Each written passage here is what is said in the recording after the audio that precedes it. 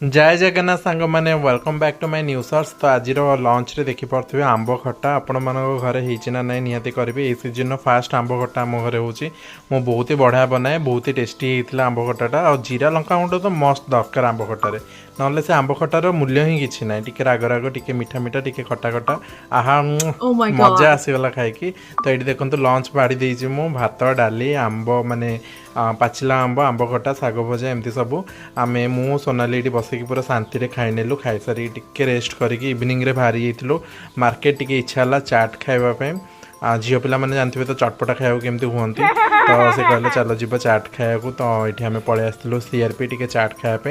ये भाईना चाट बहुत ही फेमस। आगुरी से अलग जगह बसते से भांगी भांगी बोले से एपटू पलि आसते। गोटे दाम गोटे प्लेट 40 टंका, बहुत बढ़िया देते। दहीबरा गोटे दिखती चाट्रे, कई भी दिखती ना आजिकल डेट्रे, कितु बहुत टेस्टी लगी। मुझे बाध्य पार्सल भी घर को नहीं